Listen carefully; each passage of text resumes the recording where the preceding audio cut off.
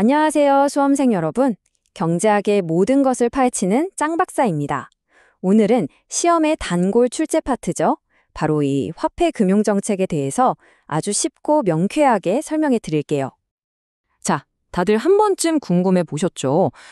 중앙은행이 통화량을 촥 늘리면 과연 이자율이나 투자, 그리고 심지어 내 월급과 관련된 이 국민소득까지 대체 어떤 연쇄 반응이 일어나는 걸까요? 오늘 저와 함께 그 비밀을 한번 풀어봅시다. 오늘 우리는 바로 이 순서대로 화폐 정책을 파헤쳐 볼 겁니다. 첫째, 확장적 화폐 정책이 어떻게 시작되는지. 둘째, 다른 나라와 교류가 없는 폐쇄 경제에서는 어떤 효과가 있는지 분석하고. 셋째로는 재정 정책과는 뭐가 다른지 핵심만 콕콕 집어 비교해 볼 거예요. 넷째, 문을 활짝 연 개방 경제에서는 또 얼마나 강력한 효과가 나타나는지 알아보고, 마지막으로 이 모든 이론이 현실과는 얼마나 비슷한지 최종 정리해 보겠습니다. 자, 이 순서대로만 따라오시면요, 복잡한 화폐 정책도 머리에 쏙쏙 들어올 겁니다. 그렇죠. 모든 이야기에는 시작이 있습니다. 이 확장적 화폐 정책의 첫 단추는 바로 통화량 증대예요. 여기서부터 모든 경제 변수들이 막 춤을 추기 시작하는 겁니다.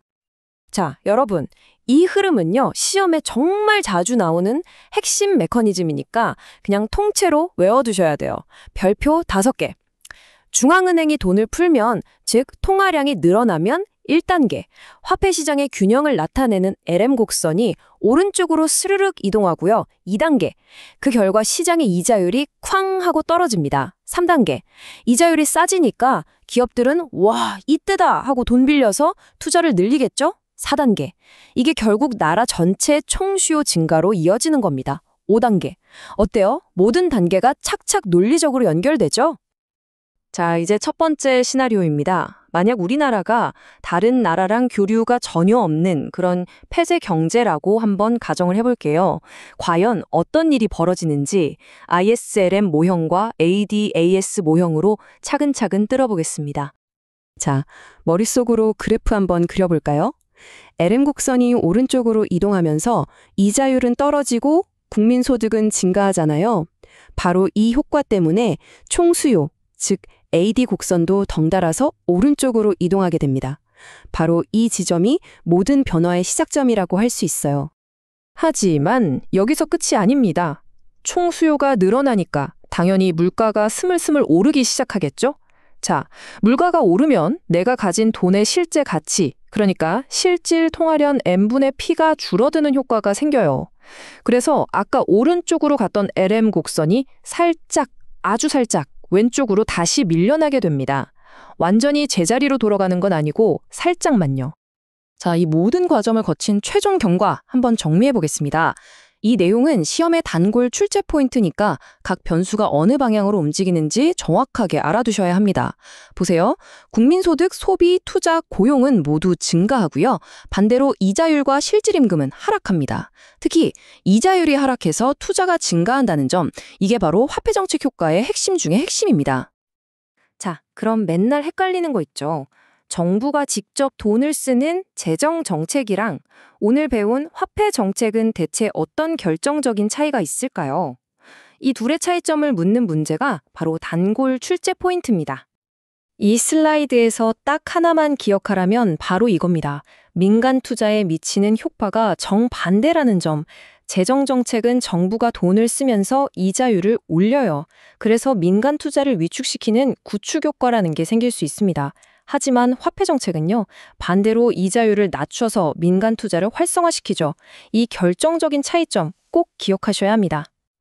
자, 다음 단계로 넘어가 볼까요? 이제 경제의 문을 활짝 열어보겠습니다. 환율이 자유롭게 움직이는 변동 환율 제도 하에 개방 경제에서는요, 화폐 정책의 효과가 폐쇄 경제보다 훨씬 어마어마하게 강력해집니다. 왜 그럴까요? 자, 보세요. 중앙은행이 돈을 풀어서 우리나라 이자율이 국제 이자율보다 낮아졌어요.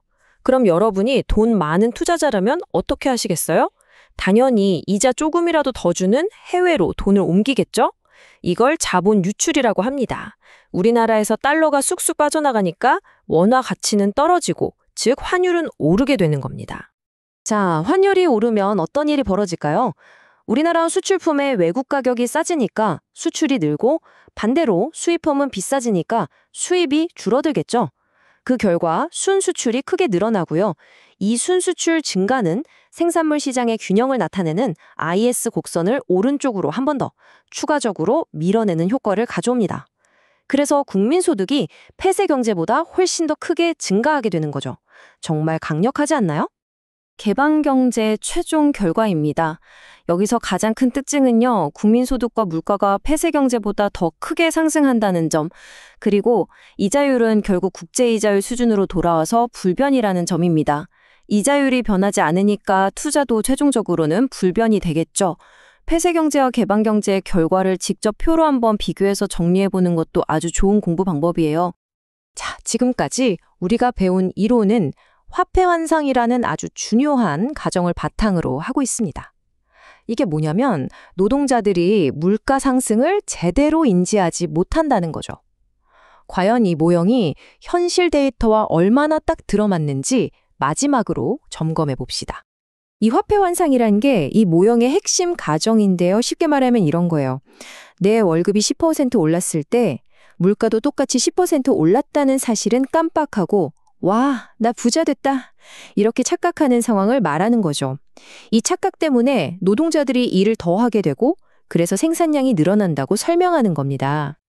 자, 이 표를 한번 보세요. 다른 건 대부분 얼추 들어맞는데 저기 굵은 글씨로 표시된 두 가지가 문제입니다.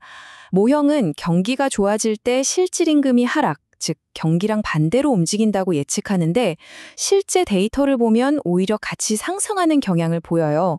물가도 반대고요. 이처럼 이론과 현실의 차이가 왜 발생하는지 이해하는 것, 이게 바로 경제학을 깊이 있게 공부하는 첫걸음이고 이런 비판적 사고가 시험에서 고득점을 받는 열쇠가 됩니다. 여러분, 오늘 내용 조금 복잡했죠? 하지만 이렇게 한 걸음 한 걸음 따라오신 여러분 자신을 믿으세요. 경제학 물론 어렵습니다. 하지만 꾸준히 하면 반드시 합격의 기쁨을 맛볼 수 있는 아주 정직한 과목이에요. 그리고 제가 있잖아요. 제가 끝까지 함께하겠습니다. 오늘 배운 화폐 정책의 효과, 특히 폐쇄 경제와 개방 경제의 차이점은 오늘 꼭 다시 한번 정리해 보세요. 그럼 저는 다음 시간에 더 알찬 내용으로 돌아오겠습니다. 수고 많으셨습니다.